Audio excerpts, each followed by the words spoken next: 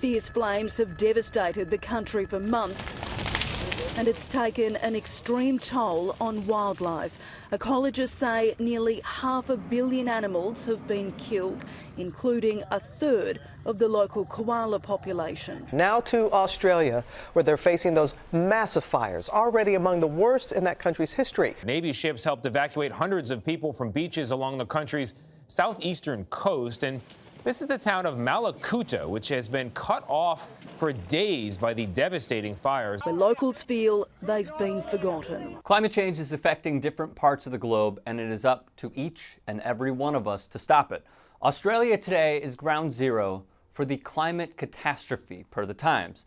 Its World Heritage rainforests are burning. Its giant kelp forests have largely vanished. Numerous towns have run out of water or are about to, and now the vast continent is burning on a scale never before seen. Australians have nowhere to go, seeking refuge from the storms on sand. The same cannot be said for the Australian Prime Minister.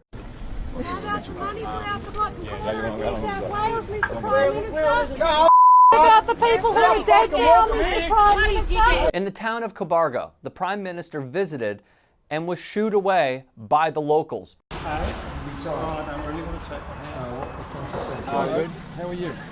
I'm only shaking your hand if you give more funding. Awkwardly forcing Australians to shake his hand for photo ops. The fires have already burned about 14.5 million acres, an area almost as large as West Virginia, more than triple the area destroyed by the 2018 fires in California, and 6 times the size of the 2019 fires in Amazonia. Canberra's air on New Year's Day was the most polluted in the world, partly because of a plume of fire smoke as wide as Europe. The conservative Morrison, paid to turn a blind eye, did just that. He vacationed in Hawaii while his country burns to the ground. Describe yourself in one word. I would say different. Tennis star Nick Kyrgios is viewed as a dissenting athlete with a fiery attitude and reputation for showing, at times, disinterest. It is simply a misstep of the masses for his passion of the sport. Yet, as Australia burns, Kyrgios has done more than their prime minister. I'm kicking off the support for those affected by the fires. I'll be donating $200 per ace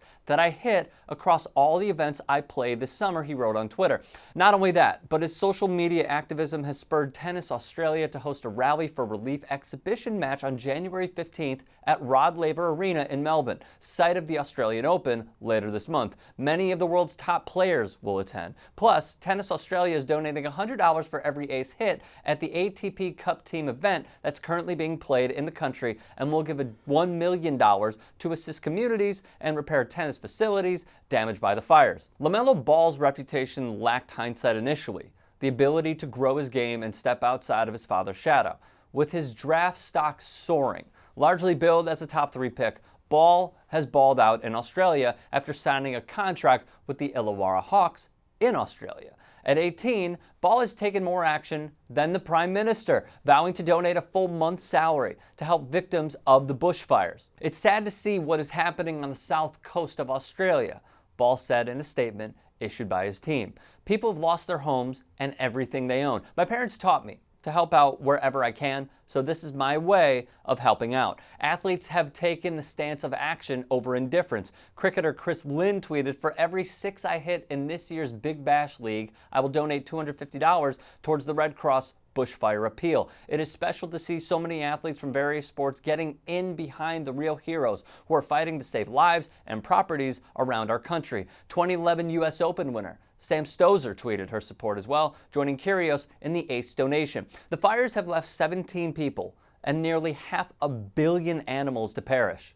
The inactivity from politicians whose response has been not to defend their country, but to defend the coal industry, a big donor to both major parties, has been deafening. I leave you with this. Climate change is affecting everything, everywhere. It is an issue that rarely shows up on my timelines and news feeds. The lack of knowledge is depressing. The lack of care for our environment is flat out despicable. My question, what will it take for you to contribute and care for the greatest existential threat we currently have?